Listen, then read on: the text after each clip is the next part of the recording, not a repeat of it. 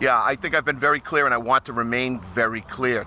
Misconduct in any way, shape, or form of the Massachusetts State Police will not be tolerated. I think I've said that I condemn those comments in the strongest terms possible. They are not reflective of the Massachusetts State Police. That's not where we want to be as an organization. And I believe that we will certainly continue to monitor that, and as we are moving through the process of our internal affairs investigation.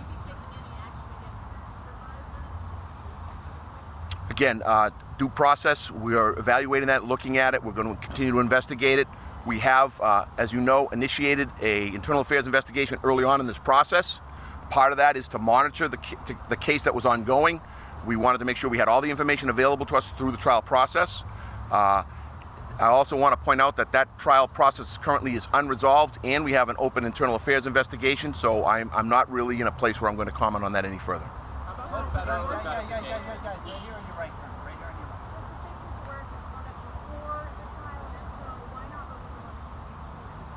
I will say very generally that we monitored the criminal trial in an effort to get as much information as possible, as it may or may not reflect on members of the Massachusetts State Police and their conduct, and we wanted to make sure we had all of that before we made a decision. We also wanted to respect the trial process, and we want to be mindful of the ongoing internal affairs investigation.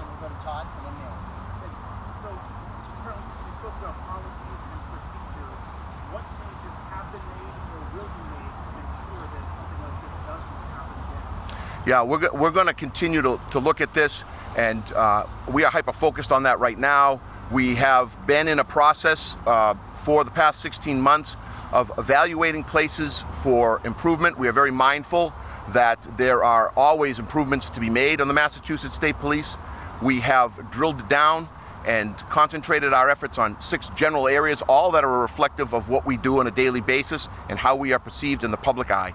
We want to continue to make sure that we can provide the services to the public that they demand and deserve. Those areas where we're concentrating most of our efforts now are, I could break them down and say that in no particular order: community trust, legitimacy, and engagement; diversity; culture as a standalone issue for the Mass State Police, examining that both externally and internally; training; leadership and wellness; and media and public relations. Those are the areas that we're focusing on, have been focusing on for the past 16 months.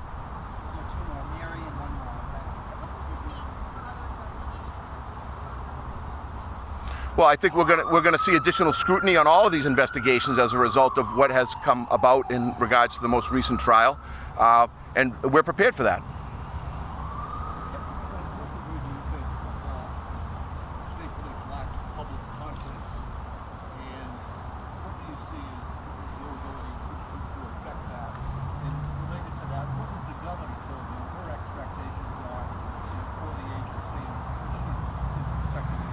Yeah, I think it's incumbent upon us to be in a continuous cycle of earning, maintaining public trust and legitimacy. That's we cannot do our job effectively without that, and we are hyper focused on being able to do that and conducting ourselves in a way that demonstrates that we can do that and that we are worthy of trust.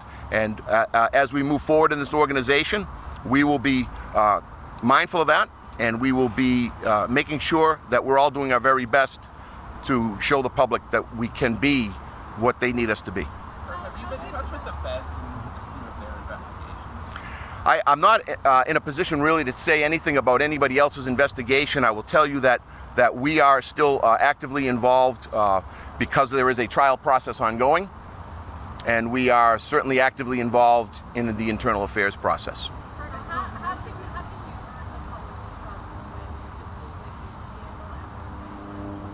Yeah, well, we have to take this head on. We have to be accountable to ourselves, to each other, to the residents and visitors to the Commonwealth. We have to look in the mirror. We have to be hyper focused on making sure that we are professional and that we are in a continuous cycle of evaluation and improvement and refinement.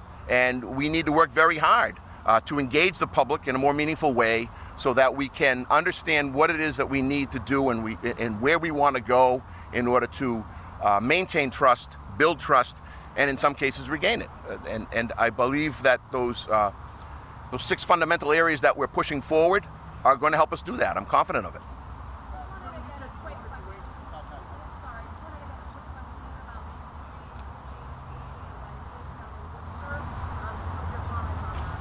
Yeah, I know we were involved in that in a variety of ways. That is a Worcester Police Department investigation. It would probably be better to ask that question of them. We were in a support role. It's a role we find ourselves in frequently, resource provider and force multiplier for the Worcester Police Department. Last one to Tom.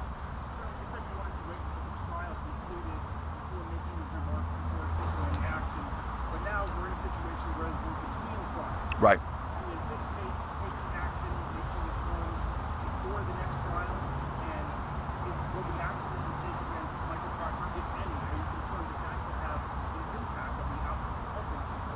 Well, I think in regards to the action we took, yesterday,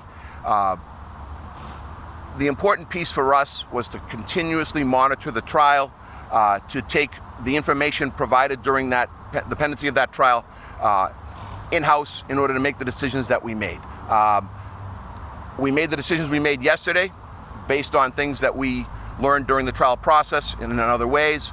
I can't speak to the impact that it may have moving forward. I know that for us as an organization, we wanted to make sure we took appropriate and decisive action when we had as much information that would allow us to do that, and we did. Thank you. Thank you, everyone.